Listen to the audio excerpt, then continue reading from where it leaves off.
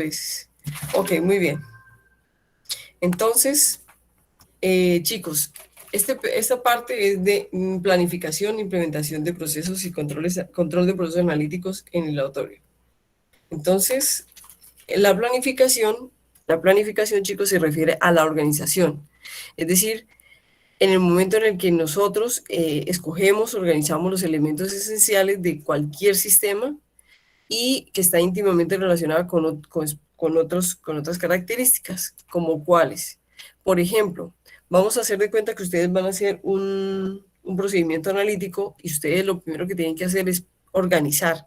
Entonces, por ejemplo, si ustedes van a hacer un método analítico, lo primero que tienen que es organizar el material, buscar el material y todos los otros implementos y insumos que necesitan.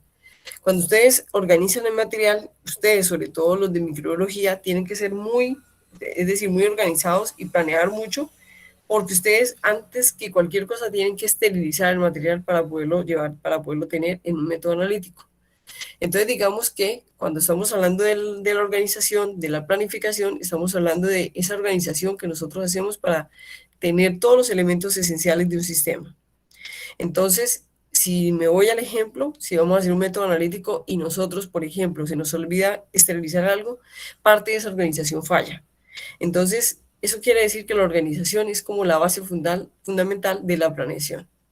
Entonces, decimos que el elemento principal de un sistema de gestión es el compromiso y sobre todo el compromiso más que del talento humano de la dirección del laboratorio.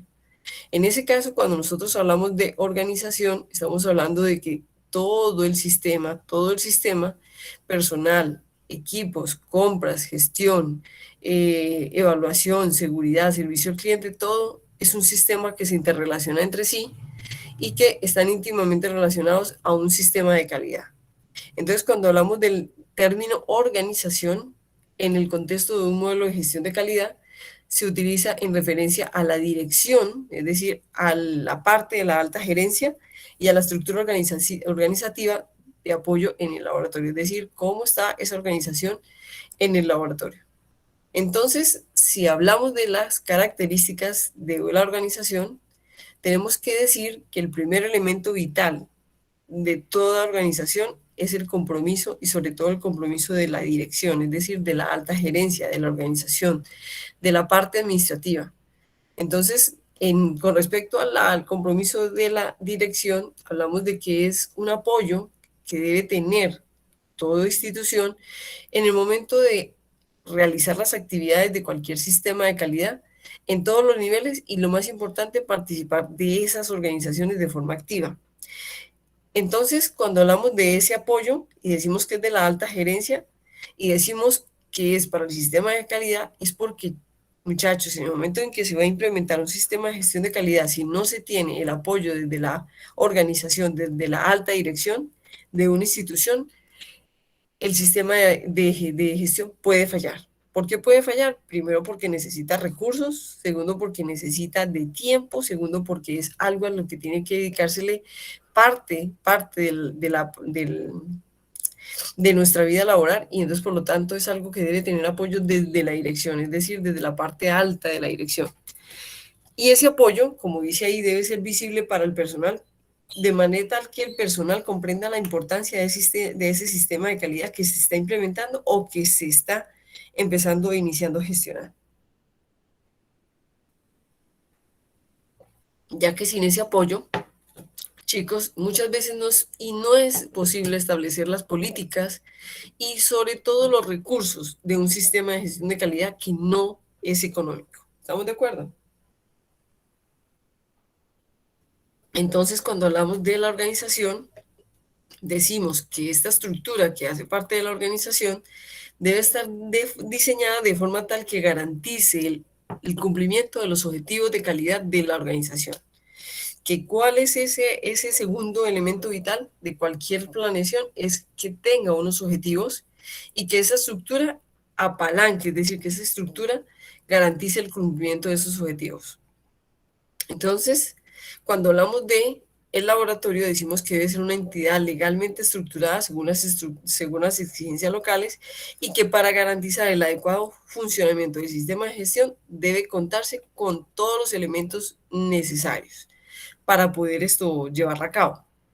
Cuando hablamos de todos los elementos, entonces vamos a hablar de esos componentes clave que debemos tener en una organización para poder hacer una planeación, sobre todo un sistema de gestión de calidad. El primer componente o la primera característica que debe tener esto la institución es que debe tener liderazgo, es decir, debe contar con el compromiso de todo el personal para implementar el sistema. ¿Qué significa? Hombre, que cuando hablamos de implementar el sistema estamos hablando de cómo llevar a cabo, cómo cumplir la visión, cómo tener habilidades de motivación y construcción de equipos, es decir, de organización de personas o grupos que trabajen en el sistema de gestión de calidad, que debemos tener buenas técnicas de comunicación y capacidad de utilizar los recursos de forma responsable. Cuando hablamos de la estructura organizativa, porque dijimos que todo sistema de gestión era vital, una estructura organizativa, es porque esta estructura organizativa debe definirse claramente y reflejarse en un organigrama funcional de manera tal que todo el personal tenga una clara asignación de sus responsabilidades y cómo sus actividades son claves en esa estructura organizativa.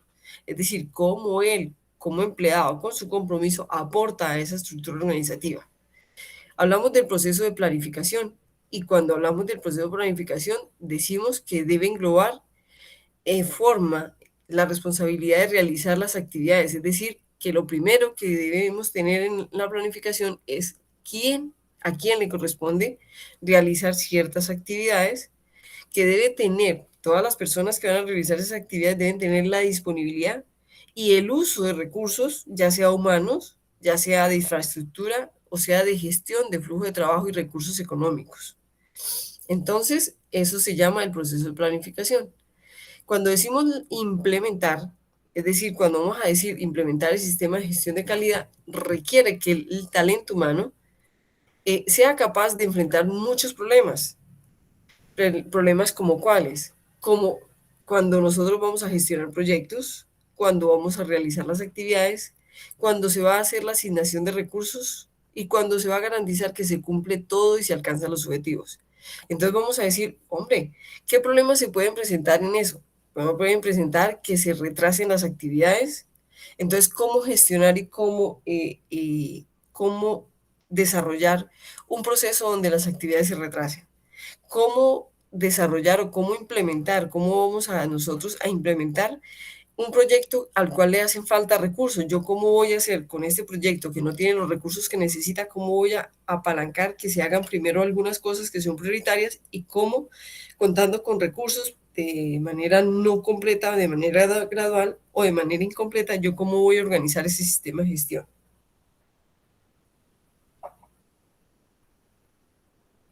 Y como último, chicos, el seguimiento. Cómo a medida que se establecen los componentes de un sistema de gestión, cómo los voy hablando, cómo yo cuento con esos procesos de seguimiento con los cuales yo garantizo que ese sistema funciona y que todo lo que tenga que ver con el sistema se cumple. Y lo más importante, va mejorando continuamente. Es decir, vamos retroalimentando para que se cumpla de manera continua y se mejore de manera continua. Entonces, cuando hablamos de la planeación, decimos que el liderazgo es el rol de la dirección, es decir, en la ISO, chicos, 15189 se establece que la dirección del laboratorio debe ser la responsable del diseño, implementación, el mantenimiento y la mejora de ese sistema de gestión de calidad. Cuando hablamos de liderazgo y hablamos de que es principalmente el rol de la dirección, decimos que el sistema de gestión de calidad describe las responsabilidades específicas de la dirección, es decir, de la alta gerencia, desde la alta administración de la institución donde estamos implementando, donde estamos gestionando, donde estamos manteniendo ese sistema de gestión de la calidad. Entonces decimos que esa dirección debe ser responsable de establecer las políticas y los procesos de sistemas de calidad. Debe garantizar que se documenten todas esas políticas, todos los procesos, procedimientos e instrucciones. Decimos que debe asegurarse de que todo el personal comprende los documentos, las instrucciones, los deberes y las responsabilidades. Y debemos facilitar o darle de autoridad, o como se dice, darle responsabilidades al personal y asignarle los recursos para que todo el personal pueda llevar a cabo sus actividades o tareas. Entonces, hablamos de que si ustedes se dan cuenta, eso debe ser gestionado, debe ser autorizado desde la alta dirección.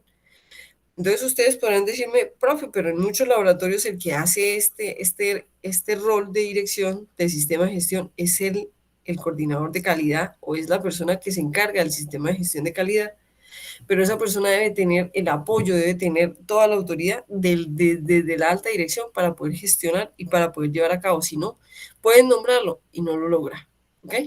Entonces, si hablamos de ese rol de la dirección, ese liderazgo, decimos que es la dirección la encargada de suministrar el manual de calidad. Ojo que no debe ser necesariamente en físico, debe estar de alguna forma, puede ser de forma digital, pero que describa ese sistema de gestión de calidad. Decimos que el manual de calidad es el medio por el cual se establecen y se comunican todas las políticas al personal y a los usuarios del laboratorio. Por eso es que muchas veces ustedes llegan a instituciones de salud, chicos, y muchas veces las políticas de gestión, del sistema de gestión, están publicadas donde las personas que entran, ingresan al instituto o a la institución puedan leer esas políticas y puedan establecerlas y tenerlas claras. No aprendérselas, pero sí por lo menos tenerlas claras. Entonces vamos a hablar de que los directores del laboratorio, es decir, la alta dirección, debe configurar que esta organización pueda apoyar el modelo de sistema de gestión de la calidad, que la alta dirección son los responsables de que se elaboren las políticas, de que se asignen las actividades y las autoridades y que se den responsabilidades a las personas pertinentes o asertivamente. Quiere decir que se deben facilitar los recursos, revisar los aspectos organizativos del sistema para conseguir el óptimo funcionamiento de los procesos de calidad y debemos asegurarnos de que el personal sigue esas políticas que se establecen en dicho manual. Ahora, los directores, los coordinadores, la persona encargada del sistema de gestión debe ayudar a elaborarlas, debe ayudar a planificar, implementar el sistema, pero el liderazgo más importante de la planeación de un sistema de gestión de la calidad es el liderazgo de la alta dirección. ¿Estamos de acuerdo? Entonces, todo lo que se hace, sea desde la coordinación de calidad, debe ser comunicada al director del laboratorio o al jefe del laboratorio, porque es el principal liderazgo de él, de esa persona o de ese departamento el que se necesita para una buena implementación del sistema de gestión. Entonces, cuando hablamos todavía de la planeación, decimos que el personal o el talento humano del laboratorio tienen la responsabilidad de conocer esa estructura organizativa que incluye a qué autoridades, qué actividades se les ha asignado y qué responsabilidades tienen con respecto a esa organización. Que el talento humano debe seguir todas las políticas en su rutina de trabajo, que cuando inicia un nuevo programa es buscar la aprobación de la autoridad superior, ¿cierto? Que esa alta dirección debe involucrarse lo suficiente para garantizar que todo este sistema de gestión y todo lo que les estoy diciendo se lleve a cabo y se culmina con éxito. Entonces, cuando decimos implementar un sistema de gestión de calidad, decimos que determina que es un nivel suficientemente alto con respecto a las autoridades. Entonces, dice que la dirección debe asegurarse de incluir a las personas que toman decisiones, darles esa autoridad, debe darles puesto o autoridad para su aprobación y el apoyo que es vital. ¿Por qué? Porque es importante, porque los encargados del laboratorio deben transmitir su compromiso al personal del laboratorio. ¿Ok? Entonces, si hablamos de ese liderazgo de la alta dirección y de los elementos de la estructura, por ejemplo, en una estructura, en una institución clínica, en un laboratorio clínico, se debe tener una estructura organizativa, que esa estructura organizativa, esa estructura debe ser un itinerario del flujo de trabajo, es decir, cómo van las autoridades, desde dónde empieza la autoridad y hacia dónde se deriva esa autoridad. Entonces es la ruta del flujo de trabajo que se recorre en un laboratorio. Por ejemplo, llega el paciente, luego qué sigue, luego después de que el paciente llegue, a dónde va, cómo va la muestra y así sucesivamente. Esto se llama un flujo de trabajo. Esto se llama, disculpen, una estructura organizativa. Entonces hablamos de que es necesario elaborar organigramas exactos y completos. Estos organigramas exactos y completos evitan problemas y dejan clara la organización a todos los miembros de la institución, inclusive a los que no la tienen tan clara. Desde que se tenga una estructura organizativa, esa persona debe tener claro cuál es su puesto y cuál es la responsabilidad que tiene en cada una de esa organización. Entonces, cuando hablamos de la estructura, estamos hablando de que esa estructura debe tener estrategias para la variación en función de los diferentes factores de calidad que tiene un sistema de gestión. Por ejemplo, la estructura debe por lo menos hacerse las siguientes preguntas. ¿Qué prácticas de calidad ya se están usando en la institución? ¿Cuál es el nivel de conocimiento que el personal tiene del sistema de gestión? Y lo más importante, ¿qué recursos tiene disponibles el laboratorio o qué recursos tiene disponible la institución para, para implementar y para hacer la planeación de un sistema de gestión de calidad?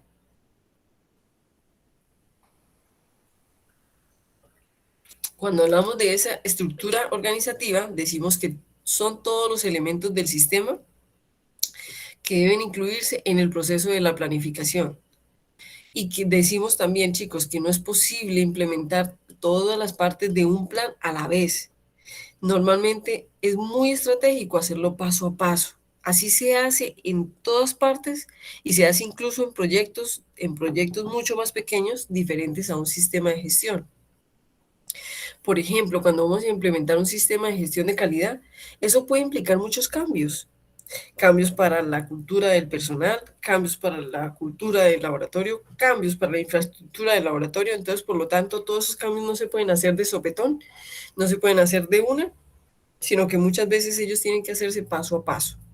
Entonces, ¿qué significa? Debe hacerse de forma tal que todo el personal esté comprometido y que no proceda demasiado rápido. ¿Por qué? Porque en el momento en el que nosotros tratamos de hacer una planeación rápida, podemos desmotivar y podemos bajar la moral del talento humano que está haciendo esas actividades.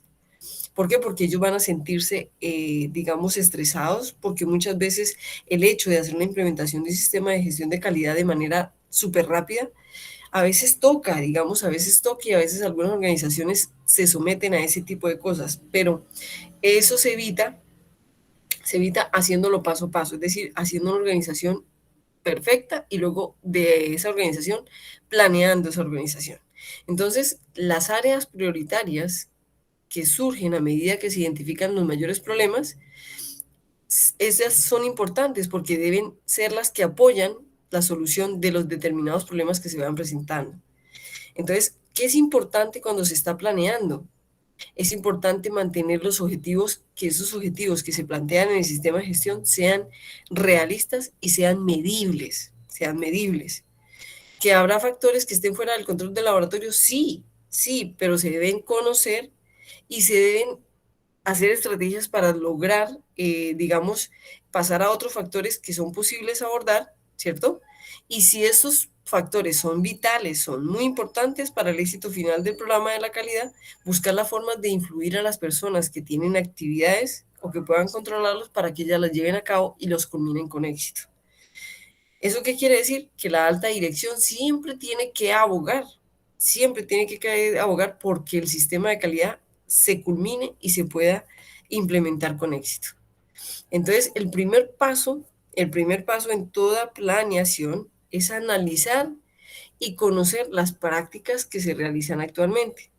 Cuando decimos que la planeación es una forma útil de lograrlo, una forma útil de lograr esa planeación en muchas partes es hacer análisis de brechas.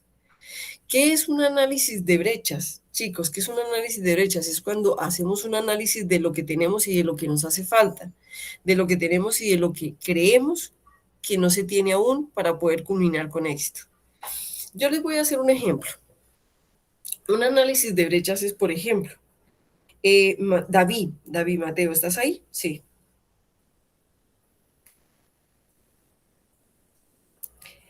David Mateo, ¿estás ahí? ¿O Nelsi, estás ahí? Sí, profe. Perfecto. Nelsi, si yo te preguntara a ti, Nelsi, ¿tú cómo estás en Excel? ¿Tú manejas Excel de manera básica, de manera mediana, es decir, con mediano o nivel alto? ¿Qué me dirías? Básico.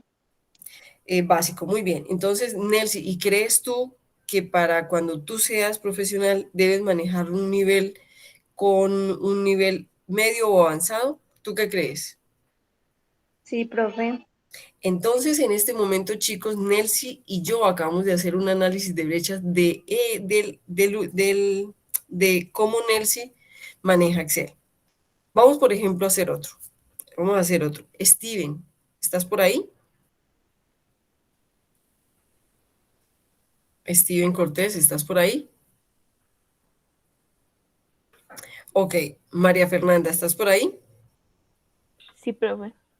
María Fernanda, por ejemplo, yo te diría, ¿tú cómo estás en estadística? Ya viste estadística, ¿cierto? Bioestadística, tú viste todo lo que fue bioestadística. ¿Cómo consideras tú que está tu formación en estadística?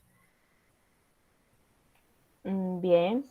Bien, exacto. Entonces, si más adelante te pusieran a hacer, por ejemplo, validaciones y hacer el análisis estadístico de muchos procesos de laboratorio, tú dirías, yo estoy lista, tengo mi estadística muy bien, muy clara, muy bien formada, o tendría que hacer un estudio o analizar cómo está mi estadística para poder mejorarla. ¿Qué crees tú? A analizar cómo está mi estadística para ver en qué tengo que mejorar. Entonces, cuando ya hace ese análisis, está haciendo un análisis de brechas. ¿Es claro lo que es un análisis de brechas? Sí, profe. Sí, profe. Entonces hacemos una lista de lo que creemos que es necesario para tener o culminar con éxito. Y a esa lista la volvemos una lista de comprobación de las características de que se necesitan para el sistema de calidad, de manera tal que me permita evaluar las prácticas con las cuales yo consigo ese sistema de gestión. Entonces, cuando yo elaboro la lista, esa lista que me permite evaluar las prácticas, identifico cuáles son las áreas en el laboratorio o las áreas del sistema de gestión en las cuales no se siguen las buenas prácticas y que exige que allí se mejoren esas prácticas. Entonces, a eso es lo que nosotros le llamamos un análisis de brechas. Entonces, este análisis de brechas es donde una estrategia donde se utiliza la información. Se elabora una lista de tareas con todos los aspectos que se deben abordar. Se establecen prioridades. ¿Cómo así? Vamos a hablar, por ejemplo, Aileen, tú estás ahí, ¿cierto que sí? Sí, profe. Muy bien, vamos a hacer un ejercicio con Aileen. Aileen, cuando tú seas profesional, tú debes tener una lista de materias, inclusive debes tener una lista de características las cuales tú debes cumplir para ser profesional. ¿Estamos de acuerdo? Ok. Entonces, tú cumples con todas las materias y requisitos que te pide la universidad, pero cuando te vas a presentar a un trabajo y vas a competir, porque ya ahí somos competidores con tus compañeros por un puesto de trabajo, entonces en ese momento tú haces un análisis de brechas. ¿Qué tengo yo que me hagan como Aileen un plus en mi hoja de vida? Entonces yo digo, hombre, ¿qué tengo yo? Yo manejo Excel, entonces hago una lista. Yo manejo algunos software estadísticos, hago una lista. Yo sé inglés, hago una lista. ¿Estamos de acuerdo? Entonces después, Aileen, hacemos un chequeo. ¿Qué yo, Aileen, tengo y qué no tengo para poderme presentar en una convocatoria y poderle, digamos, en términos, competirle a mis pares académicos? En este caso, a los microbiólogos y bioanalistas, o lo que antes llamábamos, porque ya todavía están en el mercado, bacteriólogos. ¿Estamos de acuerdo? Sí, profe. Entonces, cuando yo hago esa análisis de brechas, yo elaboro esa lista, establezco en ellas las prioridades. Entonces, yo, Aileen, ¿qué me parece más importante, Aileen? Hablar inglés, aprender el uso avanzado de Excel, aprender a hacer manejo de software estadístico. Entonces, hago determino unas prioridades. Esas prioridades me dan la capacidad de poder priorizar, de poder proporcionar y de hacer ciertos pasos con éxito, con éxito, y que a mí, Aileen, yo no me desanime porque me hacen falta muchas cosas y realmente no veo cómo cumplirlas. Entonces lo voy haciendo paso a paso. Y también me permite ir evaluando el impacto de esos pasos o de eso que se está, de esa organización y de esas actividades que se están realizando de acuerdo a su prioridad. Entonces digo, por ejemplo, Aileen, ¿qué sería más importante para ti cuando seas profesional?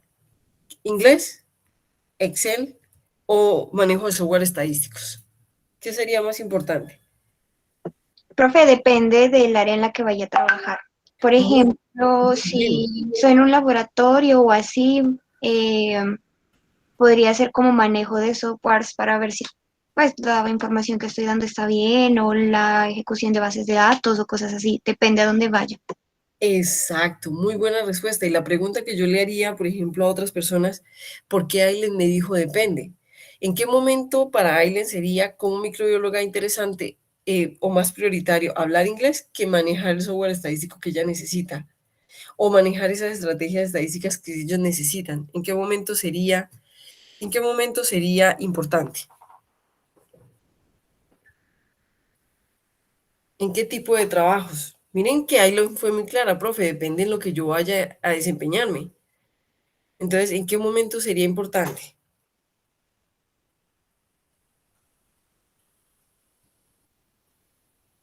Chicos, ustedes han escuchado hablar, por ejemplo, de esos microbiólogos que se dedican a, por ejemplo, a comercializar productos de microbiología, por ejemplo, para Merck, para, digamos, para instituciones, inclusive instituciones colombianas o empresas colombianas. ¿Han escuchado eso?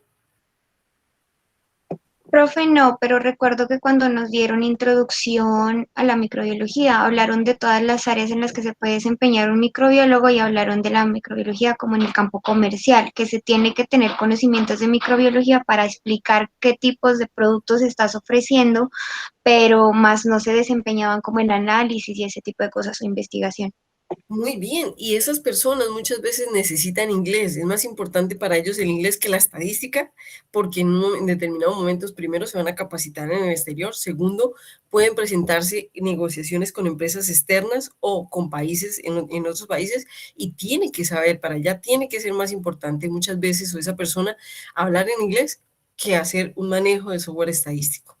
¿Estamos de acuerdo?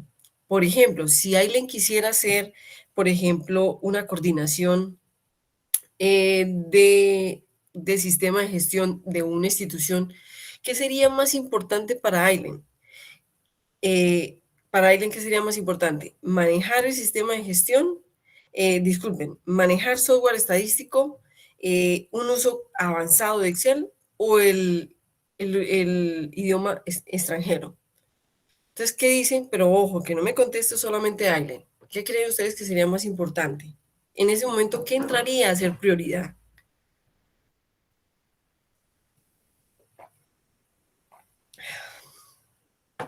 ¿Qué entraría a ser prioridad? No, profe, yo considero que ninguno. Yo considero que ella debe ser una persona que maneje la metrología. Ah, bueno, listo. Yo considero, entonces, es establecer una lista de chequeo. ¿Estamos de acuerdo? Una lista de chequeo donde yo distribuyo esa lista de chequeo por prioridades. Entonces, cuando estamos en la elaboración, se nos van a presentar unos problemas. Entonces, esos problemas se deben identificar y se deben mirar esos problemas que con mayor frecuencia, ¿cierto? Se nos presentan y que hemos puesto en el análisis de brechas. Por ejemplo, como cuáles, cuando estamos hablando de microbiología y bioanálisis y estamos haciendo una implementación de un sistema de gestión de calidad, ¿cuáles son los posibles problemas que se pueden presentar? Hombre, que tenemos problemas en la solicitud de los análisis. Ah, es que el médico cuando nos hace las solicitudes no es claro. El médico cuando nos hace la solicitud no es, a veces las solicitudes son ambiguas. Entonces, yo cómo establezco o cómo soluciono esos problemas que se me pueden presentar en un laboratorio con mucha frecuencia. ¿Y cómo hago con ese análisis de brecha que ellos se gestionen? ¿Cómo hago, por ejemplo, la gestión de muestras? ¿Cómo hago que mi personal técnico no competente, ¿cierto? ¿Cómo hago yo con estos problemas que puedo tener de que tengo un personal que no es lo suficientemente competente, a pesar de que ya sé que por requisitos de idoneidad, cierto, competencia y idoneidad, pero no lo tengo y no es competente? ¿Qué hago yo con él? ¿Cómo establezco ese control de calidad? ¿Cómo está mi proceso analítico? ¿Cómo registro y notifico los resultados? Que también pueden ser problemas que se identifican en los laboratorios con mayor frecuencia. ¿Cómo gestiono los reactivos, los equipos, que me estén a tiempo, que mis equipos estén mantenidos, que mis métodos analíticos estén calibrados, estén validados? Entonces, para que estos problemas se identifican en un análisis de brechas, todo lo que les estoy diciendo, chicos, debe ser escrito. Y cuando lo escribimos, vamos a tener la claridad de cómo proceder. Entonces, de cómo proceder y de cómo darles prioridad a unos y cómo darles menor prioridad a otros. Entonces, debe contener toda la elaboración de la planeación de un sistema de gestión, debe contener los siguientes ítems o características. Debe tener objetivos y tareas asignadas claras. Son objetivos que se deben desarrollar, actividades que se puedan hacer. Debe tener responsabilidades asignadas, debe tener un calendario. ¿Qué significa? Fijar la fecha inicial y fijar la fecha final en el que nosotros vamos a poder cumplir estas tareas. ¿Para qué? Para que en ese tiempo nosotros podamos evaluar esas actividades. Debemos tener presupuesto y recursos necesarios para las actividades que se van a realizar. Y debemos hacer un seguimiento del progreso de la implementación de esas actividades. Entonces, cuando ya hemos tenido la planeación, elaboración y implementación, entonces vamos a iniciar esa implementación de esa organización, de ese sistema de gestión. Cuando nosotros tenemos un sistema de gestión, ya lo hemos redactado, ya lo hemos planificado, debemos iniciar su implementación. Entonces, ¿qué quiere decir? Debemos contar con el compromiso de todo el personal para conseguir los objetivos establecidos en ese sistema de gestión. Debemos desarrollar la implementación por etapas. Y ahí es cuando hablábamos de que hay que establecer prioridades, qué actividades, qué personal lo hace primero para poder cumplir con los objetivos. Debemos determinar los recursos necesarios. Hombre, profe, pero es que yo planifiqué y en esa planificación fui viendo recursos y de acuerdo a los recursos que se tienen, sean suficientes o sean limitados, debo elegir las actividades que se pueden realizar con el recurso disponible y con el personal disponible. Y, ojo, debo hacer que todo el personal se comprometa. Es decir, debe haber una comunicación eficaz, deben haber personal con muy buena formación. Debo capacitar a mi personal o tener una planificación de esa capacitación y los objetivos que yo voy a lograr con todas esas capacitaciones. Entonces, para ello existen diferentes estrategias, como por ejemplo, nosotros cómo podemos implementar el inicio de un proyecto, de un sistema de gestión o de un plan. Entonces, lo primero es que hay unas estrategias como, por ejemplo, un calendario. En tipo calendario existen, por ejemplo, el diagrama de Gantt, que es este que les estoy mostrando aquí, que es una herramienta útil para representar visualmente cómo vamos a realizar ciertas tareas, en qué momento temporal se van a realizar y nos dice exactamente el momento de inicio y la fecha de finalización. Entonces, yo les hago una pregunta. ¿Algunos de ustedes han hecho diagramas, por ejemplo, para las prácticas? En las prácticas, ¿qué vamos a hacer en la práctica? Entonces, yo inicio en esta fecha, ¿qué debo tener listo para esta fecha? En esta fecha debo cerrar esta actividad y debo empezar otra, de manera tal que cuando yo termine mi práctica, yo haya cumplido con todas las actividades asignadas. Y a eso que nosotros le conocemos como el cronograma, lo llamamos el gráfico de Gantt. ¿Lo han usado, chicos?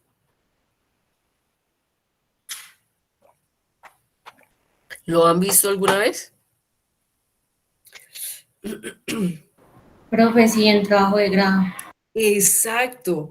En los trabajos de grado, en cualquier proyecto de investigación, en la elaboración de un sistema de gestión de calidad, se utilizan estrategias similares y entre esos el cronograma que se llama diagrama de Gantt. ¿Listo? Muy bien. Entonces, cuando hacemos ese tipo de estrategias como cronogramas o diagramas de Gantt, entonces decimos que para poder implementar necesitamos elementos con los cuales evaluar el seguimiento. ¿Qué significa evaluar el seguimiento? Implica tener la capacidad de comprobar las actividades de cada una de las partes del sistema de gestión y asegurarse de que se están implementando y de que funcionan correctamente. Entonces, cuando vamos a hacer un seguimiento, hacemos la creación de un programa de seguimiento. ¿Qué significa? Hombre, pues nombrar un responsable para hacer el proceso de seguimiento, que normalmente debe ser el director o el coordinador de calidad, que es la persona en primera instancia que debe preocuparse porque todos los procesos del sistema de gestión se lleven a cabo. Debo elaborar indicadores, utilizando las políticas del sistema o de la institución de calidad del laboratorio, y estos indicadores deben ser objetos de seguimiento a lo largo del tiempo, es decir, deben ser evaluables a lo largo del tiempo de la implementación y organización del sistema de gestión. Inclusive si se culminó con éxito el sistema de gestión, deben seguirse evaluando los indicadores. Listo, muy bien. Debemos crear un sistema para el proceso de seguimiento. Quiere decir, debemos establecer el momento y la frecuencia en que hacemos las comprobaciones, las evaluaciones y decidir cómo se gestionará ese seguimiento. Es decir, cómo vamos a hacer la evaluación, cómo vamos a hacer cuando se presente una no conformidad o una no buena evaluación. Entonces, debemos realizarle auditorías o seguimientos seguidas de la revisión por la dirección, y estos procesos se constituyen en herramientas importantes para el seguimiento de cualquier cumplimiento de cualquier plan, sea de un trabajo de grado, sea de un proyecto de investigación, sea de un sistema de gestión de calidad. Donde, chicos, en el sistema de gestión de calidad, las auditorías internas son claves y se deben establecer en intervalos periódicos. ¿Qué quiere decir? Pues que en todos los laboratorios, en todas las instituciones clínicas, sobre todo de diagnóstico clínico, debemos tener parte del personal preparado como auditores internos de los sistemas de gestión.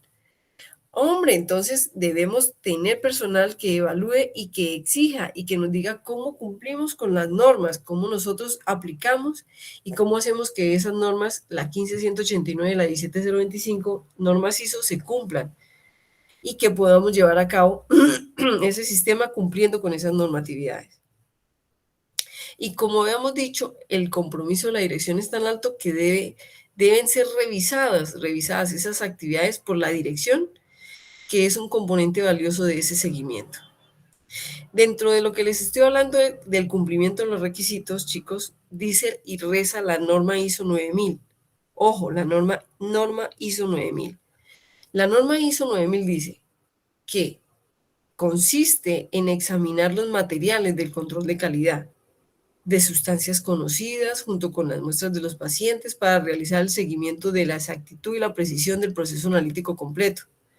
Esto es necesario para los propósitos de cualquier acreditación.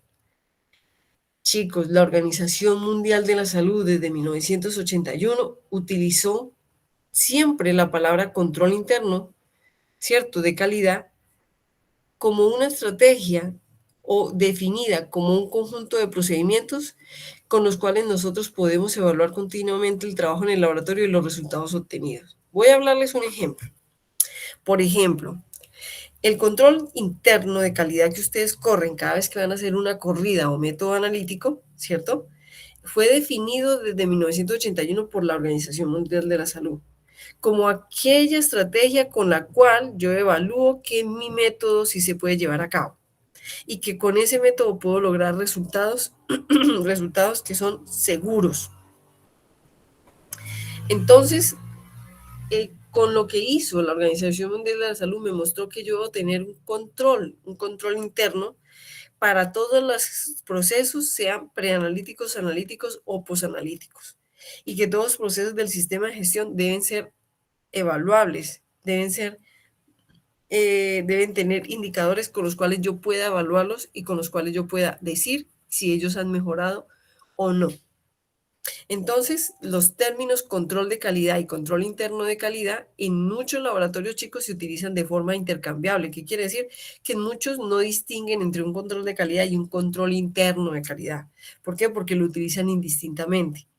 Pero para evitar confusiones, chicos, el término control de calidad De aquí en adelante se utilizará como referencia de los materiales de control utilizados para hacer el seguimiento de la exactitud y la precisión de los métodos o los procesos asociados a la fase de análisis, es decir, a la parte analítica. ¿Cierto? Y que normalmente se utiliza junto con los análisis de diagnóstico. ¿Estamos de acuerdo? Entonces, a partir de aquí, lo que nosotros llamamos control de calidad es ese control que ustedes utilizan para establecer la precisión y la exactitud del método en ese día determinado. La exactitud y la precisión para establecer cómo se está comportando su instrumento. ¿Estamos de acuerdo? ¿Hasta ahí alguna pregunta?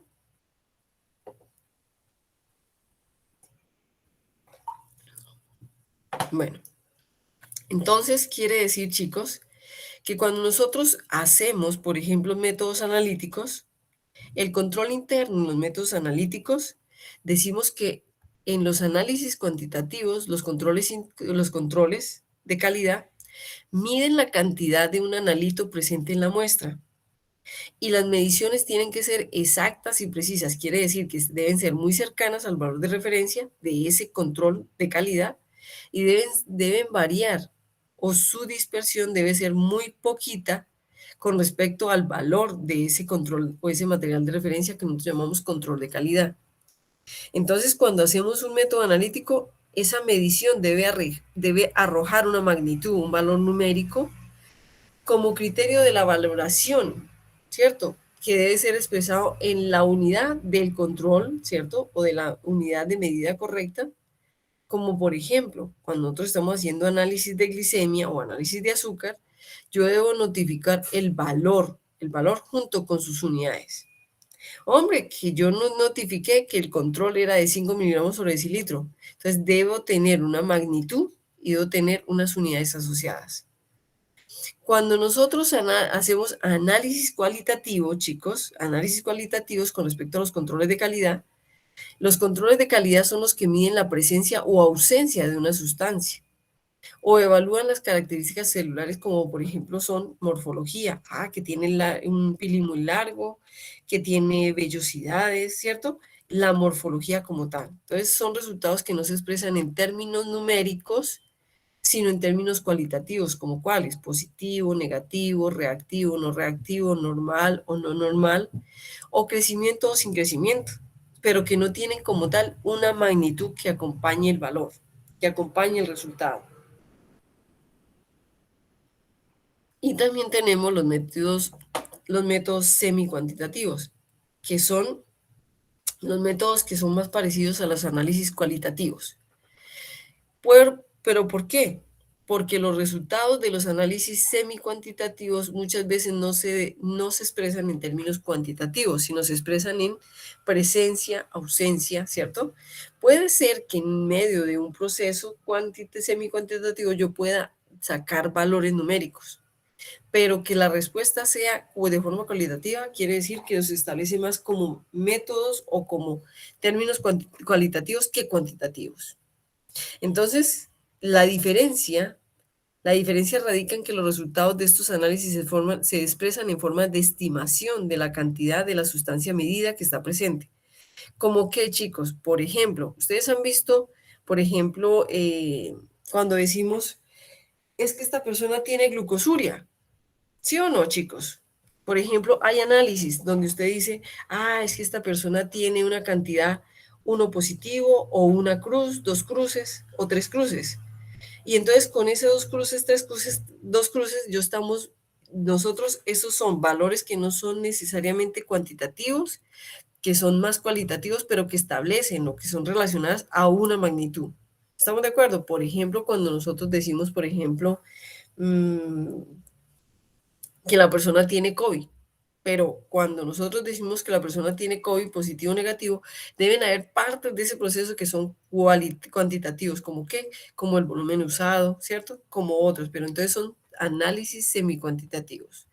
¿Estamos de acuerdo, chicos? ¿Es claro? ¿Es claro, chicos? Muy bien. Sí, profe. Entonces, ¿cuáles son los pasos para mantener los controles de calidad? Dice así: independiente del tipo de análisis realizado, sea cuantitativo, cualitativo o semi-cuantitativo, Debemos establecer las políticas y procedimientos que se elaboran o se desarrollan por escrito, incluyendo las acciones correctivas. Debemos formar a todo el personal del laboratorio, debemos capacitarlo, debemos hacer una capacitación para que todos ellos se involucren. Debemos comprobar que la documentación está completa y debemos revisar los datos del control de calidad. Debemos ser muy minuciosos en cómo llevamos a cabo esos pasos para mantener los controles de calidad. Entonces, en los análisis cuantitativos, chicos, que son los que miden la cantidad de un analito y dan el resultado como una magnitud, decimos que, dado que estos análisis cuantitativos tienen valores numéricos, es posible realizar pruebas estadísticas con los resultados del material de control de calidad o el material de referencia, para diferenciar entre análisis dentro o fuera de control. ¿Qué quiere decir? Pues muy fácil. Con ese control de calidad yo puedo definir si un día puedo correr o no puedo correr. Yo paso el control de calidad de un método analítico y yo digo, ojo, hay algo que este control de calidad me está diciendo que hoy no puedo correr, que hay un error, que no puedo terminar y que debo primero analizar qué está pasando, de buscar la fuente. ¿Estamos de acuerdo? Entonces, con los controles de calidad, yo establezco los límites aceptables de ese material de control de calidad y analizo ese control con las muestras del paciente para comprobar que sí se encuentra dentro de los límites establecidos. ¿Qué quiere decir? Hombre, que hice un análisis de glucosa, entonces el control de calidad me va a decir primero si el método analítico que se corrió está bien, me va a dar una estimación, por ejemplo, de la precisión, ¿cierto?, que hay en ese momento. Y lo más importante, me va a establecer que las muestras que yo puedo o que corro o que busco, los mensurandos que estoy buscando, están dentro de un rango establecido. O por lo menos que se puede comparar con ese rango establecido. ¿Qué quiere decir? Que como parte del sistema de gestión de calidad, el laboratorio debe establecer un programa de los controles de calidad para todos los análisis, en especial los cuantitativos, y debe evaluar cada análisis de esta manera que le permita al laboratorio determinar si sus resultados son exactos y fiables, es decir, exactos y confiables. Chicos, ¿es claro lo que les acabo de decir? ¿Es claro? ¿Es claro, chicos? Entonces, gracias.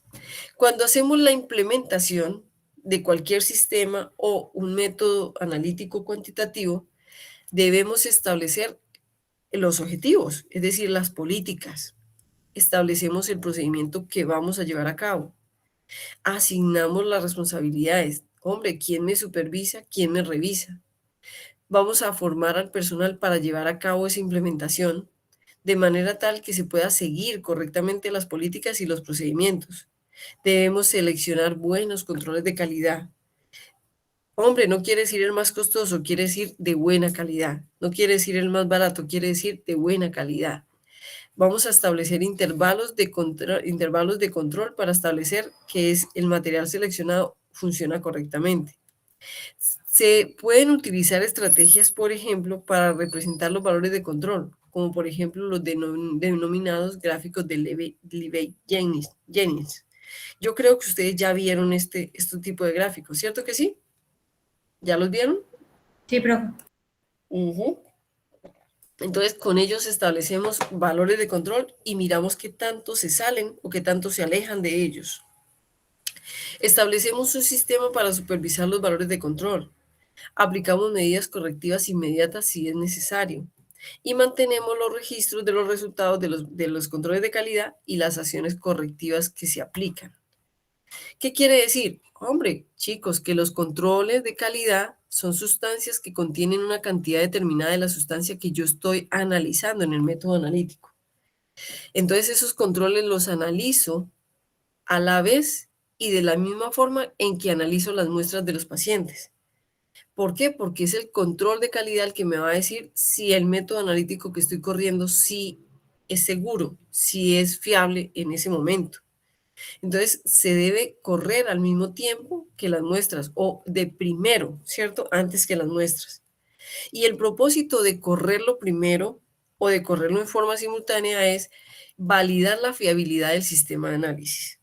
evaluar el rendimiento del operador o del analista y evaluar que las condiciones ambientales no me estén influyendo sobre el método analítico y, lo más importante, en los resultados, en los mensurandos que voy a entregar.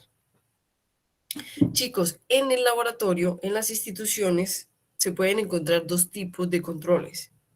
Uno es el control interno del método analítico y el otro posiblemente es conocido, se llaman calibradores. Ojo, calibradores.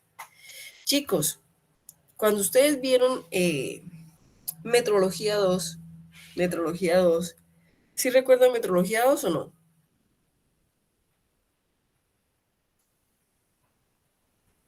Profe, un poquito. Muy bien, es excelente esa respuesta, me encanta. Ustedes hacían, por ejemplo, para hacer un control de calidad de un instrumento, no un control de calidad, no, para mirar si un equipo estaba funcionando bien y le hacían la verificación, por ejemplo, un espectrofotómetro, habían sustancias como, por ejemplo, el sulfato de cobre que se corrían y se miraban en la absorbancia del sulfato de cobre cuánto nos daba. ¿Estamos de acuerdo? Y era una solución estándar porque se conocía la concentración de la solución de sulfato de cobre y en esa concentración se miraba a una cierta longitud de onda. ¿Estamos de acuerdo, chicos? ¿Sí lo recuerdan o no? Sí, profe. Entonces, muchachos, el sulfato de cobre que me decía que por ejemplo, que la longitud de onda y que la absorbancia del sistema estaban bien, no se llama control, se llama calibrador. Entonces, ¿qué son los calibradores? Los calibradores son soluciones con concentraciones definidas. Ah, profe, pero yo tengo un control y también es una solución con una concentración definida específica. La diferencia, chicos, es que el calibrador se utiliza para configurar o calibrar un instrumento. Se utiliza para calibrar un kit o un sistema antes de analizar, antes de iniciar los análisis. ¿Qué significan los calibradores? Los calibradores los proporcionan los fabricantes de los instrumentos. Les voy a decir, por ejemplo, un ejemplo. Chicos, ¿ustedes recuerdan cuando nosotros teníamos, ¿cómo es que se llama? No es un potenciómetro, se parece al potenciómetro, esto, pHímetro. no, chicos, el potenciómetro es el mismo pHímetro. Bueno, hagámoslo con el potenciómetro, Cuando ustedes están con el potenciómetro, ustedes se dan cuenta que hay sustancias con las cuales nosotros establecemos que el potenciómetro está funcionando bien. No es, ojo, no son las sustancias, no son las sustancias estándares que utilizamos para calibrarlo, ¿cierto? Entonces, si no son aquellas sustancias con las cuales nosotros sabemos que el instrumento realmente nos está dando un valor. Entonces, cuando nosotros hablamos de esas sustancias con las cuales lo calibramos, ojo, lo calibramos, ustedes dirán, profe, pero es que cuando yo voy a calibrar ¿ustedes se acuerdan que dentro de los poquitos instrumentos que ustedes realmente sí calibran, es el potenciómetro? Que uno de los poquitos instrumentos que ustedes realmente sí calibran es el potenciómetro, mientras que, por ejemplo, la micropipeta, la balanza, todos los demás casi que ustedes solamente los verifican, no los calibran, ¿sí lo recuerdan? Sí, profe. Entonces, si vamos a hablar del potenciómetro, es un buen ejemplo. Todas aquellas sustancias con las cuales yo calibro el instrumento, es decir, me aseguro de que el instrumento está funcionando bien, se llaman calibradores. Pero cuando yo voy a correr un análisis o un método analítico voy a, por ejemplo, a medir un pH, ya utilizo un control de calidad que tenga un pH similar a lo que yo voy a medir. Entonces, aquella sustancia con la que yo haga control del método analítico se llama control de calidad. Es decir, es una sustancia estándar también. Un calibrador también es una sustancia estándar. La diferencia es que el calibrador me ayuda a establecer que el instrumento funciona bien, mientras que el control me ayuda a establecer que el método analítico funciona bien. ¿Estamos de acuerdo, chicos? ¿Entienden la diferencia? Sí, profe. ¿Cómo establecemos la diferencia? Miren, chicos, aquí abajo. Tanto los controles de calidad como los calibradores son sustancias estándares. ¿Qué quiere decir? Que son estables, que tienen una concentración definida, ¿cierto? Pero lo más importante es que, ojo, los calibradores normalmente no tienen la consistencia de las muestras de los pacientes. Voy a ponerles otro ejemplo. Un calibrador para el espectrofotómetro podría ser el sulfato de cobre. Un calibrador para el espectrofotómetro podría ser el permanganato de potasio. Pero cuando yo voy a correr un análisis, mi control de calidad o mi control interno de calidad ya sería una muestra o una solución de lo que yo quiero establecer en el espectrofotómetro, en este caso de azúcar, de glucosa, y debe tener una concentración conocida, debe ser estable, ¿cierto? También. Pero la diferencia es que ella debe contener la misma consistencia de la muestra de los pacientes que yo voy a analizar. Por ejemplo, profe, es que yo tengo un control interno de glucosa en suero. Profe, es que yo tengo un control interno de glucosa en sangre. ¿Por qué? Porque ese control es muy similar a lo que yo voy a correr o voy a analizar de las muestras de los pacientes. Mientras que el calibrador no tiene nada que ver, ni se parece a lo que yo voy a analizar con el método analítico. ¿Por qué? Porque son sustancias que también son estándares, pero que me sirven es para establecer si el instrumento funciona correctamente. ¿Es claro lo que les acabé de indicar? Profe, por ahí se refieres a la matriz. Muy bien, Laura. Cuando tú vas, por ejemplo, a establecer un análisis, un método analítico y vas a acercar un mensurando, por ejemplo, estamos hablando de que generalmente los controles internos o los controles de calidad tienen una matriz muy similar a lo que tú vas a cuantificar o lo que vas a medir. ¿Estamos de acuerdo? Sí, profe, sí le entendí. Pero cuando hablamos de los calibradores, que también son sustancias estándares, estamos hablando de que no tienen nada que ver con lo que tú analizas en un equipo. Por ejemplo, tú debes tener sustancias para calibrar los coagulómetros, pero esas sustancias solamente me dicen que el equipo funciona bien. Ahora, cuando tú vas a correr un análisis en un coagulómetro, deben ser ese control interno con el que dices que el método de medición, si es correcto, debe ser una muestra muy similar a lo que tú vas a analizar.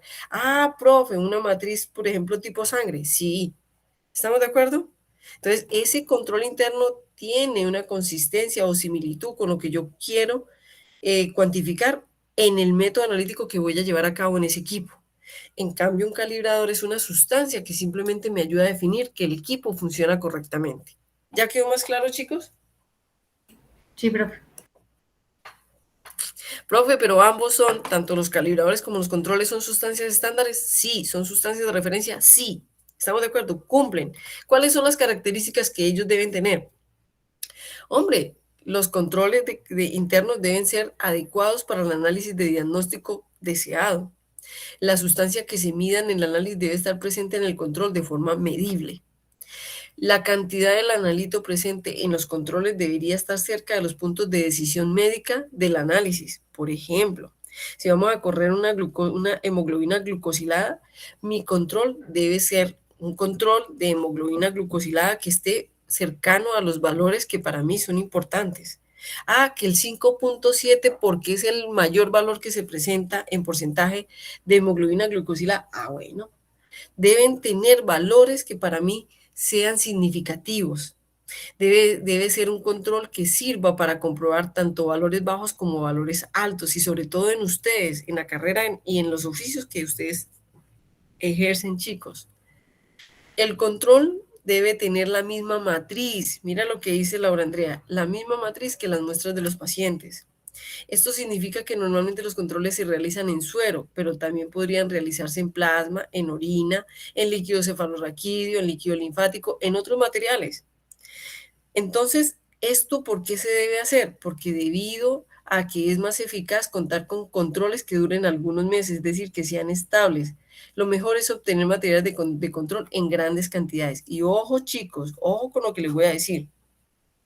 Eso es dependiendo. Profe, ¿qué significa dependiendo grandes cantidades? Muchachos, pues si yo tengo un control interno, que ese control interno sea estable solamente por poco tiempo, esas grandes cantidades significan que son cantidades suficientes para que ese control no se me dañe, no se me deteriore durante ese tiempo que lo tengo almacenado, pero eso significa que las grandes cantidades significa que son suficientes, pero no inmensas cantidades. Pero no, es que yo compré una cantidad enorme y parte del control se me deterioró o se me venció.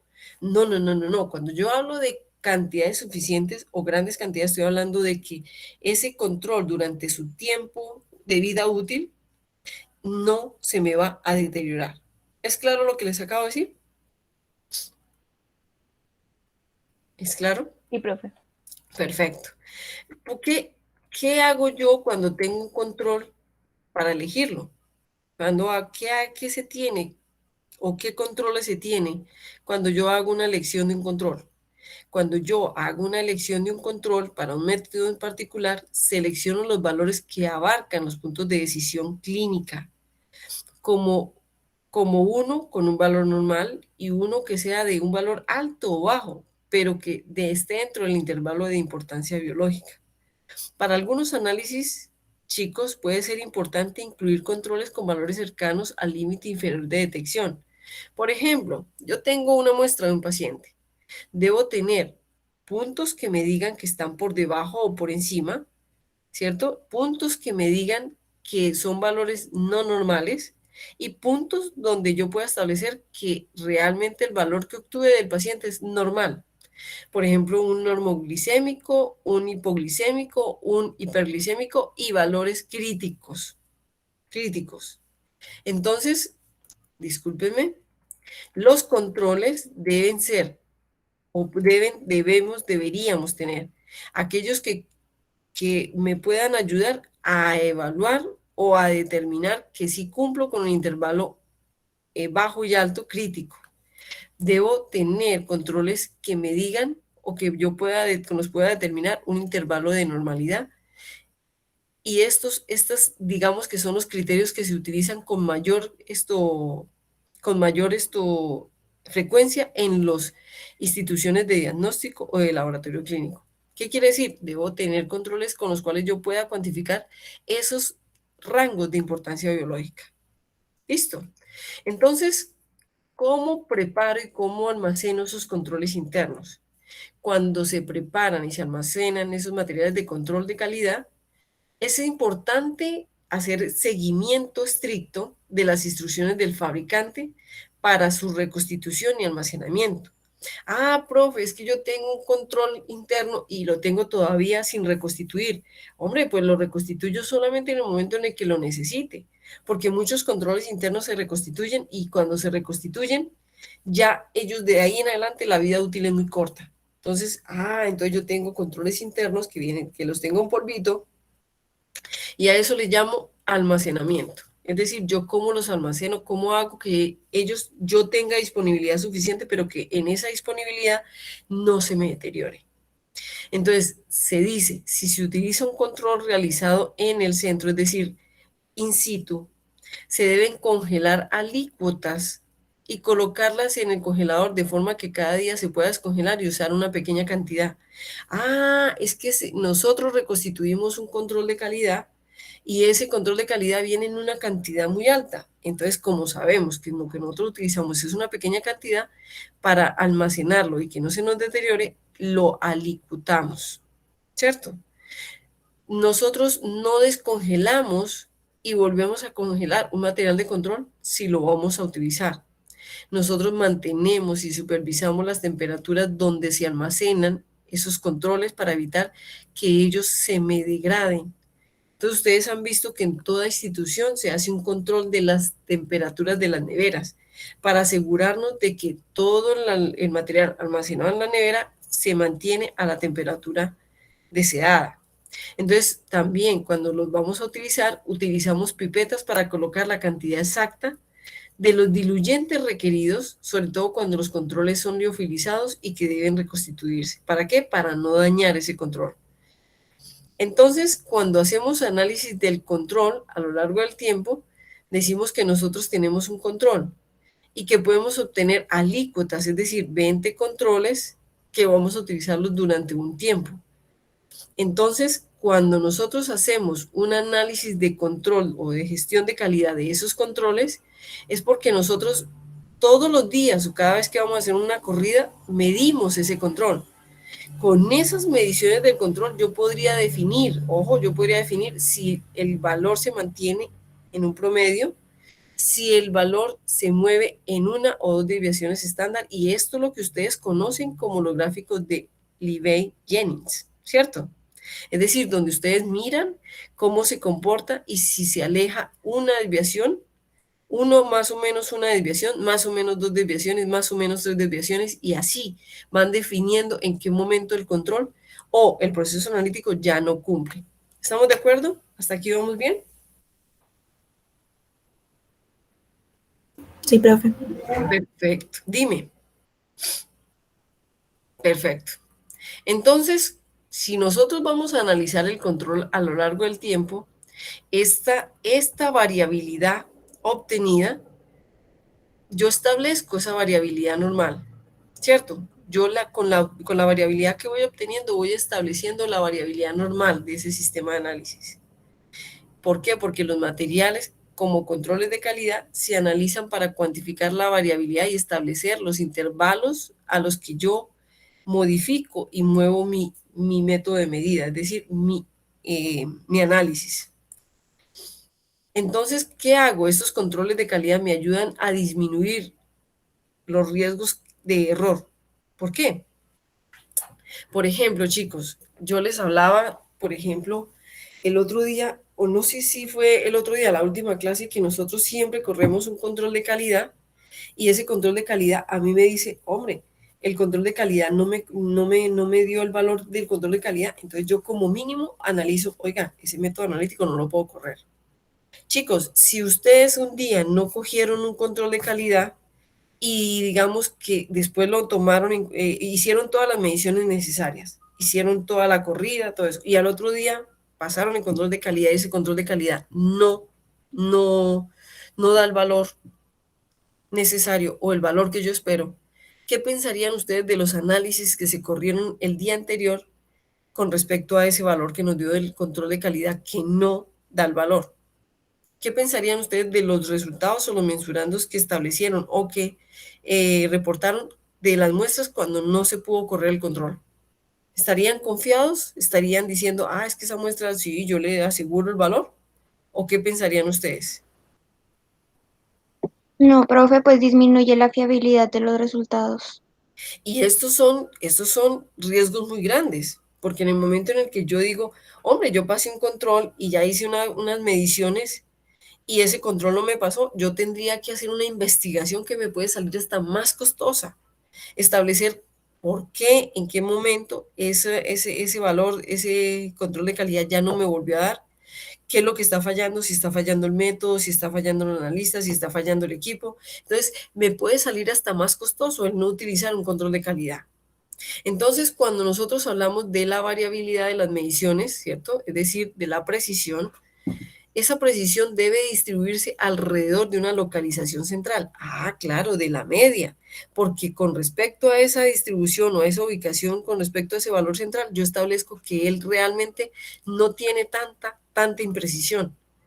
Entonces, esta característica de tener todas las medidas cercanas a una posición central se conoce como lo que nosotros conocemos desde Metrología 1 como la normalidad o la tendencia central. Entonces yo quiero que ustedes se fijen acá, y acá tenemos como una curva de Gauss, ¿sí lo ven? Una curvita de Gauss, que tiene como un medio sesgo, ¿sí lo ven? Un medio sesgo. Entonces, pero lo importante aquí es que por lo menos se tiene más o menos un comportamiento desviado de tendencia central. ¿Es claro lo que les acabo de mostrar o muy difícil de entender? Chicos. Claro, profe.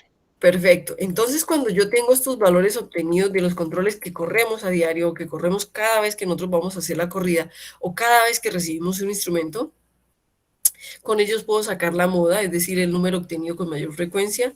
Podemos sacar la mediana, quiere decir el punto central donde los valores se disponen con mayor secuencia numérica. Y la media es la más importante, la media aritmética de los resultados, porque es lo que yo reporto generalmente, ¿cierto? Es lo que yo reporto o lo que yo registro de mi control para saber que mi método sí está funcionando bien. Muy bien. Entonces, en ese caso, cuando yo ya tengo los datos, ¿cierto? Los datos, yo hago análisis de control de ellos a lo largo del tiempo. Entonces, para eso utilizo Profe, gráficos. Dime, tengo una pregunta. claro, Eso uno lo hace a diario, ¿no? Pues de lo que yo recuerdo de química sí, clínica, eso era siempre al cambio de turno o bueno, todos sí, los días tenían que correrse los controles. exacto, Digamos, si yo corro los controles y no me dan, se hace la evaluación de qué está fallando, si lo analiza, los reactivos y todo eso, ¿cierto? exacto. Si yo llego a mi día de trabajo, tengo un montón de muestras que procesar y ese día no me están dando los controles, ¿cuál es el paso a seguir? Ah, Ailen, muy bueno. Por eso dice acá que yo debo contar con suficiente cantidad, en grandes cantidades. ¿Por qué? Porque debo evitar que yo corra sin un control de calidad. ¿Sí me entiendes? Ahora, entonces, si tú me pones eso y ahí me dicen, no, es que, profe, a mí me están poniendo las muestras y no me están dando un control de calidad. Ailen, tú lo primero que harías, ¿qué sería? En ese caso, ya que tú me lo preguntas, ¿qué sería lo primero que tú harías? Profe, pues yo evaluaría otro control por si están fallando los controles como tal. Y si siguen fallando, pues evaluaría de pronto mi capacidad como analista, si estoy pipeteando mal, si estoy haciendo mal. Y ya en último lugar, si sigue fallando, pensaría ya en algo relacionado como al equipo o algo por el estilo. Exacto, pero yo te entendí más, Aileen, como si no tuviera a disponibilidad un control, ¿cierto? Eso fue lo que te entendí al principio. Bueno, Sí, pues sí, es que lo pensé como en el sentido de que tengo que procesar muestras rápido, no me están dando y mientras hago esa evaluación de lo que está pasando y las muestras siguen corriendo tiempo, el almacenamiento pues puede alterar algunas muestras, entonces ahí es donde, ¿qué uno debe hacer? Se supone bueno, sí, ¿qué? que siempre debemos tener un control en cantidades suficientes. En el momento en el que a ti en un laboratorio te den muchas muestras y no te den un control de calidad con el cual tú asegures, es mejor no tomarlas. Es mejor, digamos, en cierto sentido, perderlo, porque es preferible no dar un valor con el cual tú no te aseguras. ¿Sí me entiendes? Sí, profe. Porque sería un proceso mucho más costoso que decir, oiga, no, yo no lo puedo correr. O usted me da el control y yo con ese control aseguro que mi corrida va a ser que está funcionando, o yo mejor no hago nada, porque después va a salir más costoso, la investigación es más costosa, tengo que establecer cuándo, quiénes no cumplieron, cómo cumplieron. Es mucho más vergonzoso tener que decirle a un paciente, oiga, venga, tómese la muestra otra vez porque realmente cometimos un error. Sí, no. Debemos evitar eso. Entonces, para evitar eso, dentro de la organización siempre debe estar disponible un control de calidad, un control interno. ¿Estamos de acuerdo? Evitar correr sin ese control interno. Listo, muy bien.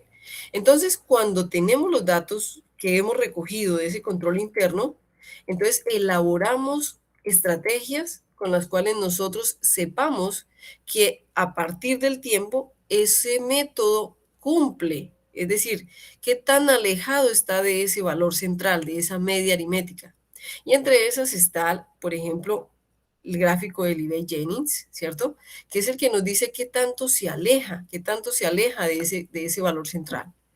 Y con respecto a qué tanto se aleja, ¿cierto? Una o dos o tres desviaciones estándar, nosotros podemos tomar criterios o decisiones de lo que debemos hacer. Por ejemplo, yo tengo este valor y este valor ya se me aleja casi dos o tres veces, casi está llegando a tres veces la desviación estándar. Entonces, ¿eso qué quiere decir? En este caso, yo puedo decir que acá estoy a punto de tener mi equipo o mi método analítico fuera de control. Ah, pero entonces yo acá diría, yo voy a analizar si lo que dijo Aileen, si es mi control, si no es mi control, entonces debo ser yo. Si no soy yo, puede ser el equipo. Entonces, debo empezar. Son estrategias con las cuales yo me da un criterio para yo poder saber si está fuera de control y si debo rechazar hacer ese análisis. ¿Estamos de acuerdo? Muy bien. Con respecto a los materiales de control, ¿cierto? Vamos a hablar del número de controles empleados. Ahí me mencionó, profe, es que si yo corro un control y ese control no me corrió, yo puedo buscar correr otros controles que me ayuden a definir si mi equipo está funcionando bien, si mi método analítico está funcionando bien. Chicos, cuando hablamos del número de controles empleados, ¿cierto? Dice, si es posible utilizar únicamente un control, elija uno con un valor situado dentro de un intervalo normal del analito. ¿Qué quiere decir? Hombre, si yo tengo un solo control, elijo los que están cercas a los valores normales que yo deseo o debo obtener. ¿Cierto? ¿Para qué? Para saber que está bien. Si solamente puedo contar con un control, escojo generalmente uno que esté situado dentro del intervalo normal de esa concentración o ese mensurando que yo voy a entregar. Cuando evalúo los resultados, acepto todos los análisis en los que el control se sitúa, ojo, dentro de dos más o menos desviaciones estándar, ¿cierto? Utilizando el valor correcto y, ojo, utilizando este sistema, el valor correcto se rechazará el 4.5% de las veces. ¿Por qué? Porque lo que busca esto es que yo no acepte los que están cercanos o los que están cerca a más o menos 3 desviaciones estándar. ¿Por qué? Porque tiene una variabilidad enorme. Entonces, la fiabilidad o la confiabilidad de ese resultado se disminuye mucho. ¿Estamos de acuerdo? Entonces, para poder mejorar la eficacia, la exactitud, es decir, qué tan cerca está ese valor de referencia, yo puedo utilizar un sistema que utilice varios controles. Entonces en ese sistema estoy hablando de que yo tengo un control, puedo tener varios controles, uno que esté cerca a la media, uno que esté en un valor no normal, o dos que estén en un valor no normal, o alguno que se acerque al valor mínimo de detección.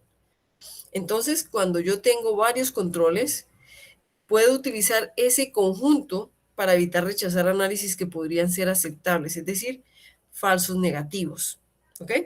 Este sistema de normas, ¿cierto? Este sistema del que estoy hablando comprende o hace parte de un sistema de normas múltiples de Westgard que requieren análisis de dos controles o valores diana diferentes de cada grupo de análisis, donde la elaboración de un gráfico de Libey-Jennings para cada uno de ellos se llama aplicar la norma. Entonces, muchas veces eso de establecer más de un control hace parte de las normas múltiples de Westgard, que es un reconocido bioanalista que estableció que cuando uno tiene más de un control, ¿cierto? Hace esos gráficos y con esos gráficos está haciendo la aplicación de la norma. ¿Qué quiere decir? El uso de más de un control, en este caso 3 controles, con cada análisis proporciona una garantía incluso más grande de la exactitud del análisis. Cuando utilizo 3 controles, elijo un valor de intervalo bajo, normal y alto. ¿Qué quiere decir? Pues muy fácil, chicos, si me voy a volver, yo puedo escoger, no, acá no es, es acá. Yo puedo escoger un control donde yo esté cerca al valor normal, uno donde tenga valores anómalos o cercano a los valores críticos de ese intervalo biológico de lo que quiero medir, ¿cierto? Entonces eso quiere decir que hay formas de controlar esos controles internos. Y todo esto que les he hablado, chicos, hace parte de la planeación, es decir, hace parte de yo cómo organizo, planifico e implemento una planeación de un sistema de gestión de calidad. Y todo lo que les he hablado, todo lo que les he dicho, por ejemplo, esto que ustedes aprenden del Libey-Jennings, es decir, cómo escojo los controles, cómo yo analizo que esos controles cumplan, cómo esos datos que cojo a diario puedo aplicarlos con una estrategia como Libey-Jennings y cómo yo establezco que esos controles funcionan, eso se llama aplicación de las normas. Y eso es lo que nos dice Westgard. Cuando yo utilizo todos esos sistemas de que me aseguran que yo cumplo, estoy haciendo la aplicación de las normas. ¿Cuáles normas? Hombre, la norma 15189, la norma 17025, porque estoy dando ¿cómo se llama? Una evidencia objetiva de que mis métodos son aptos. ¿Entendido, chicos? ¿Hasta ahí vamos bien? ¿Quedó claro alguna pregunta? Profe, yo tengo otra pregunta. Claro, Aileen, dime. Con respecto a los controles, yo me acuerdo que en química clínica, no me acuerdo en qué analito, creo que en el de glicemia, Ajá. utilizamos solo un control de valor alto y uno bajito, pero no teníamos un valor medio. En el caso en que yo puedo utilizar, pues solo puedo utilizar un control, ahí cómo hago si no tenía el medio, pues si solo tengo un alto o un bajo. Bueno, Aileen, en el momento en el que tú tienes un control, dice, el control dice que tú puedes establecer con él los mismos gráficos de Lebesgue-Jennings y puedes establecer que ese control por lo menos está cercano al valor de referencia. ¿Cuál es el valor de referencia? El valor de su concentración. ¿Cierto que sí? Entonces, digamos que puedes cumplir. Pero lo que dice él es, cuando yo tengo más de un control, digamos dos, un valor alto, un valor bajo, ya tengo más seguridad porque tengo dos puntos en los cuales puedo establecer la exactitud del método en dos puntos. Y más importante, cuando tengo más de dos puntos, es decir, tres, un valor normal, un valor bajo, un valor alto, voy a tener más, digamos, más precisión, voy a tener más seguridad porque puedo establecer mayor exactitud y mayor precisión. Ahora, tú me dices, profe, ¿qué pasa si yo solamente tengo un valor? Hombre, Aileen, con que tú tengas un control y puedas establecer unos gráficos de Lebesgue-Jennings que te digan que ese control, cuando está lejos, cuando está cerca, solamente con tener un control, ya tú ya puedes, digamos, mostrar evidencia objetiva de que estás cerciorándote de que tu método analítico cumple y que es apto para el uso, ¿cierto? Pero él dice, entre más controles tengas, mejor, pero no quiere decir que con uno solo no lo puedas hacer. Ok, profe, y eso ya depende, me imagino, del presupuesto del laboratorio y cosas así, si tienen los tres, uno o dos. Perfecto, Aileen. Eso depende mucho del presupuesto, porque los controles no son baratos. Miren, chicos, que yo tengo la ventaja de que no solamente trabajo con ustedes, los de microbiología, sino que trabajo, por ejemplo, con los médicos. Entonces, yo a los médicos, con los de medicina, con los que aprenden medicina y con los médicos como tal, yo a ellos les especifico. Miren, es que un kit con el cual un microbiólogo hace un análisis, un método analítico, tiene este valor. Pero la pregunta es, si ustedes lo deben saber, ¿cuántas muestras puede correr un microbiólogo, un bioanalista con un solo kit? Un kit puede tener un valor de 1.200.000, pongámosle un valor. Y ese kit tiene un solo control de calidad. ¿Listo? Entonces, ese control de calidad, Aileen, te cuesta dentro de ese kit 1.200.000. ¿Cuántas muestras puedes tú correr con un kit de análisis, por ejemplo, de glucosa? ¿Cuántas muestras de cuántos pacientes puedes analizar tú con un solo kit de 1.200.000? Pongámosle un valor alto, 1.200.000. ¿Cuántas muestras creen ustedes que corren con un solo kit? Que el kit es donde tienen el inserto, los reactivos y hacen curvas de calibración o hacen un control y con eso pueden ustedes medir. ¿Cuántas muestras en laboratorio? Ni idea, no sé. Yo te voy a ser sincera. Normalmente cuando un bioanalista hace una curva de calibración en un laboratorio para medir glucosa, tiene más de 100 tubos o 200 tubos diarios, porque se hacen la toma de las muestras y se mandan a un laboratorio central de referencia y a él no le llegan 10, le llegan 200, 150 muestras, 100 muestras. ¿Estamos de acuerdo? Entonces hagan de cuenta que por día él corre 200 muestras y que ese kit, ese control de calidad, ese 200 muestras, cada muestra al paciente le vale 48.000 pesos.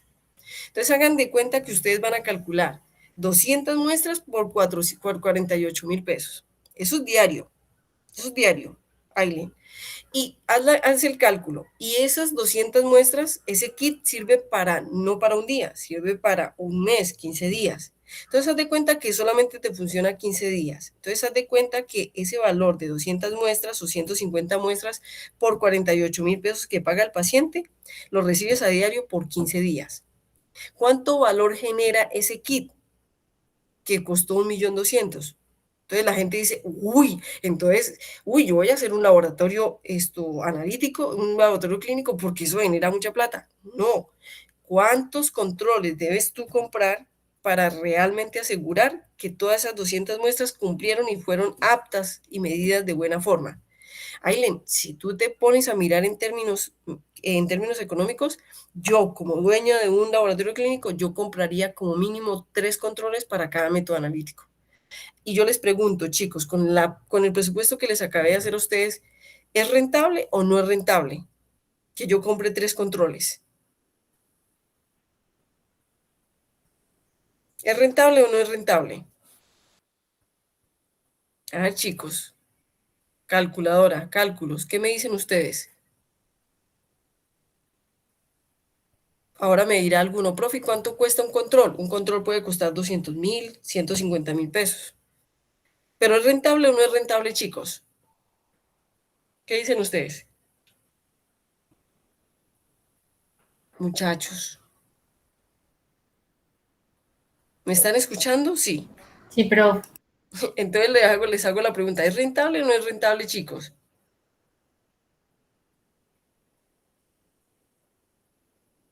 Ay, si me quedan calladitos. Voy a volverles a hacer la analogía. Aileen, tú tienes un solo control. Ese control te costó 150.000 pesos, ¿cierto? Entonces, con ese control tú dices, yo puedo aplicar la norma, ¿cierto? Entonces, ese control te costó 150.000 pesos, pero tú con ese control corres 200 muestras, esas 200 muestras, cada muestra se le cobra al paciente como 40, pongámosle 40.000 pesos.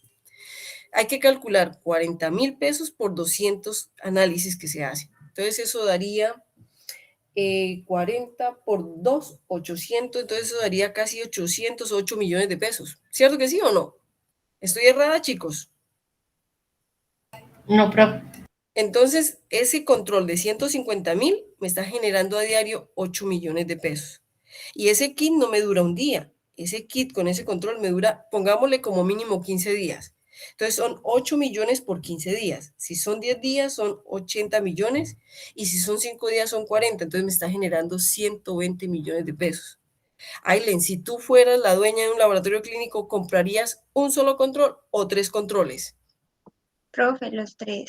Exacto, Aileen. Entonces, cuando tú eres el bioanalista, debes entender que el valor agregado de lo que tú haces es muy alto.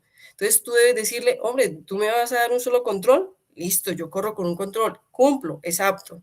Pero si tú me das 3, te corro los análisis con mayor precisión y mayor exactitud.